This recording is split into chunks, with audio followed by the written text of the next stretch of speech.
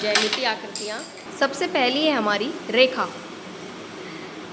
ये स्केल में जो हमारे छोटे छोटे पॉइंट दिए होते हैं ये सेंटीमीटर होते हैं, और दूसरी साइड जो ये होते हैं निशान बड़े बड़े ये इंच होते हैं। जब भी हम काउंट करें 0 से काउंट करें, ये ना करें कि 1 से काउंट कर दिए।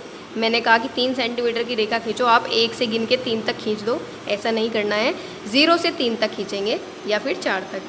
ये हो गई हमारी रेखा, इसको कहते हैं रेखा। इसका पॉइंट रख देंगे AB। उसके बाद है वक्र रेखा, यह है सरल रेखा। वक्र रेखा होती है घुमावदार, ये घूमती हुई जाती है, ये वक्र रेखा है। उसके बाद है कोई रेखा, उसके 2 भाग करना। मेरे पास कोई रेखा है, मैंने इसको नापा नहीं है। इसके 2 भाग कैसे करेंगे? प्रकार से, इसके 2 बिंदु आते हैं, ये क बिंदु है, ये ख बिंदु है। आधे से ज़्यादा दूरी लेकर, जो रेखा है उसकी आधे से ज़्यादा दूरी लेकर एक चाप ऊपर लगाएंगे, एक चाप नीचे लगाएंगे। फिर दूसरे बिंदु से एक चाप ऊपर लगाएंगे और एक चाप नीचे लगाएंगे। ये जो चाप है आपस में एक दूसरे को जहाँ पर भी काट देंगे वही हमारी रेखा का अर्धक हो जाएगा। ये देखें, यहाँ पर एक बिंदु यहाँ पर आ गया, कैक है, ग, इसका नाम रख देते हैं घ। ग को घ से मिलाएंगे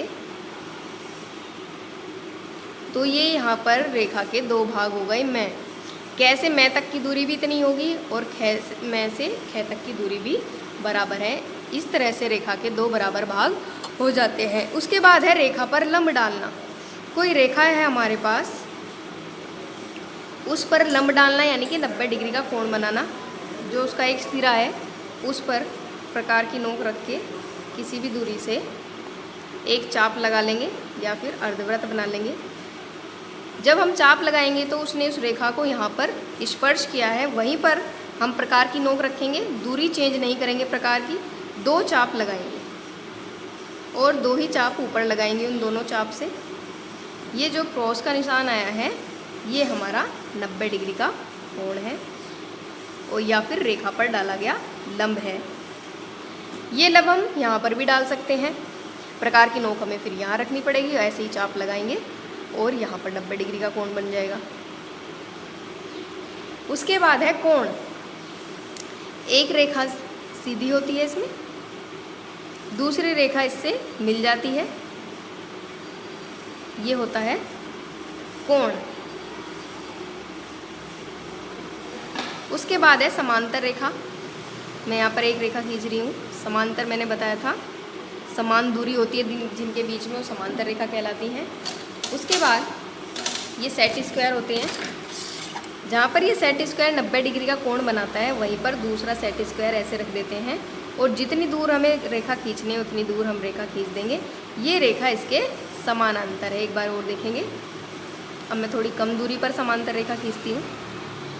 ये रेखाएं कहलाती हैं समांतर रेखा।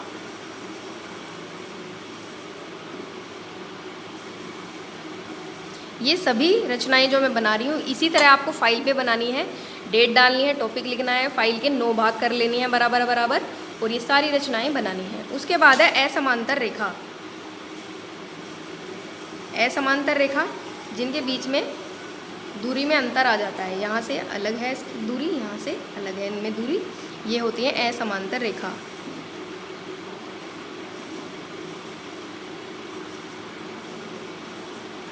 उसके बाद है त्रिभुज। 3 रेखाओं से घिरी आकृति त्रिभुज कहलाती है। एक रेखा ये ले ली मैंने, दूसरी ये ले ली और तीसरी ये ले ली। 3 रेखाएं आपस में मिल रही हैं, ये हो गया है त्रिभुज।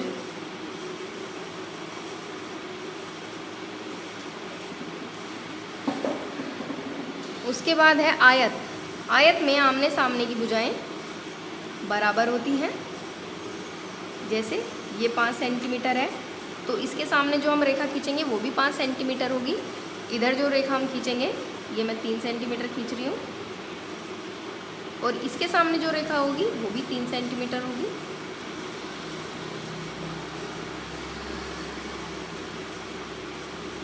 भी आ चुकी है।